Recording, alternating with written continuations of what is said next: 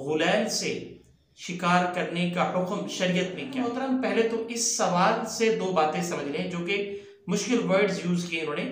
سب سے پہلے ذبح اختیاری کے متعلق اور پھر ذبح اضطراری۔ میں دو چیزوں کا نام لوں گا، ایک بندوق اور دوسری غلیل۔ غلیل ہوتی ہے وہ دباؤ کے ذریعے سے جانور کو اچک لیتی ہے۔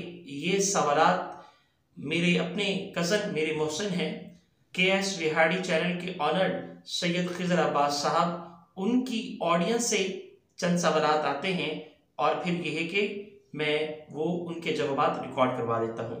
بسم اللہ الرحمن الرحیم، رب اشرح لی صدری ویسر لی امری واحلل عقدۃ من لسانی یفقهوا قولی رب زدنی علما اللہم صل وسلم علی نبینا وحبیبنا محمد۔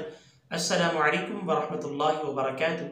امید ہے ناظرین آپ سب خیر و عافیت سے ہوں گے۔ اللہ سبحانہ و تعالیٰ کے فضل و کرم سے اور نصرت سے ہم سب خیر و عافیت سے ہیں۔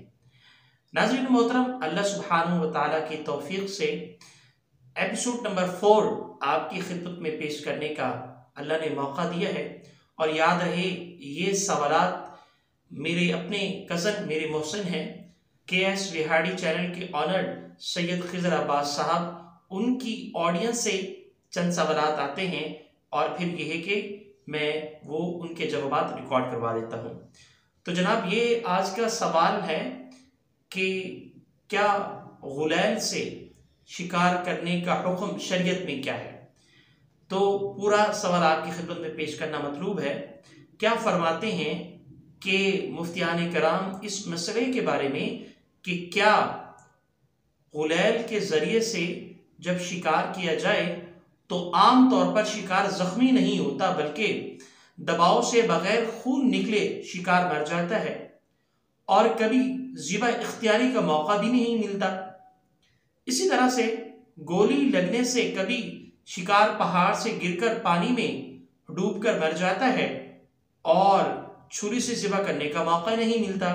سوال یہ ہے کیا ان سب صورتوں میں ذبح اضطراری کا حکم متحقق ہوگا یا نہیں، اور شکار کا گوشت حلال ہوگا یا حرام ہوگا؟ ناظرین محترم پہلے تو اس سوال سے دو باتیں سمجھ لیں جو کہ مشکل ورڈز یوز کیے انہوں نے۔ سب سے پہلے ذبح اختیاری کے متعلق اور پھر ذبح اضطراری۔ ذبح اختیاری وہ ہوتا ہے کہ مجھے اختیار حاصل ہے کہ جانور کو بغیر کسی تکلیف دیے، بغیر کسی باڈی پر تکلیف دیے یا پھر کوئی چیز مارے اس کو میں ذبح کر دوں، جانور بدک نہ جائے اور اسی طریقے سے جانور بے قابو نہ ہو جائے، اور یہ سب صورتیں اگر نہیں ہیں تو وہ ذبح اختیاری کہلاتا ہے، یعنی میرے اختیار میں ہے، میں اس کو اللہ کا نام لے کے ذبح کر سکتا ہوں۔ اب اس کے بالکل برعکس ہے ذبح اضطراری۔ ذبح اضطراری یہ ہے کہ جانور بدک جائے، جیسے ہرن ہے، جنگلی جانور ہے، تو بدک جانے کی صورت میں پھر شریعت اجازت دیتی ہے کہ جسم کے کسی حصے میں اس کو زخم دیا جائے تاکہ وہ جانور جو ہے وہ قابو میں آ جائے، اور اگر زخم اتنا گہرا ہو گیا کہ اسی زخم سے وہ جانور مر جاتا ہے تو وہ حرام ہوگا، اور اگر وہ زخم اس طرح سے دیا گیا ہے کہ اس کو صرف تکلیف ہوئی ہے اور اس سے یہ کہ جانور قابو میں آ گیا ہے، تو پھر اس کو ذبح کرتے ہوئے اللہ کا نام لیتے ہوئے وہ اس جانور کو حلال کیا جا سکتا ہے۔ یہ تو تھا معاملہ ذبح اختیاری اور ذبح اضطراری۔ یہ دو اصطلاح ذرا مشکل تھی، میں نے کہا کہ یہ دونوں عرض کر دوں۔ اب چلتے ہیں جوابات کی طرف، ان کے جوابات کیا ہوں گے؟ دیکھیے میں دو چیزوں کا نام لوں گا، ایک بندوق اور دوسری غلیل۔ ٹھیک ہے جی، تو غلیل کا سوال ہے، بندوق میں بھی ساتھ میں اس بات کو شامل کر لیں گے۔ دیکھیں غلیل کے ذریعے سے جو شکار کیا جائے وہ باقاعدہ ذبح کرنے سے پہلے اگر وہ مر جاتا ہے تو ایسا جانور حلال نہیں۔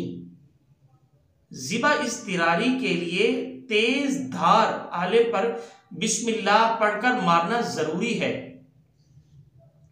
جبکہ اسی طریقے سے جو غلیل ہوتی ہے وہ دباؤ کے ذریعے سے جانور کو اچک لیتی ہے، اور غلیل کے اندر وہ تیز دھاری تیر کی طرح نہیں ہوتی، اس لیے اہل علم فرماتے ہیں، مفتیان کرام فرماتے ہیں کہ جب آپ غلیل سے کسی کا شکار کرتے ہیں تو وہ دباؤ کے ذریعے سے جانور مرتا ہے، تو پھر جب وہ گرتا ہے تو فوراً اس کو اللہ کے نام سے ذبح کر لینا چاہیے.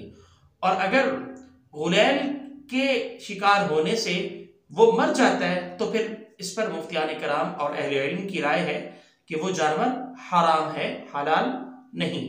اسی طریقے سے ناظرین میں بطور دلیل قرآن کریم کی سورۃ المائدہ کی آیت نمبر 3 آپ کے سامنے پیش کرنا چاہوں گا. اللہ کریم فرماتے ہیں بسم اللہ الرحمن الرحیم حرمت علیکم المیتہ، حرام کیے گئے ہیں تم پر مردار جانور، والدم اور خون، ولحم الخنزیر اور سور کا گوشت، وما اہل لغیر اللہ اور وہ جانور جو اللہ کے نام کے علاوہ کسی غیر کے نام پر ذبح کیا جائے یا پکا ہوا ہو وہ بھی حرام ہے.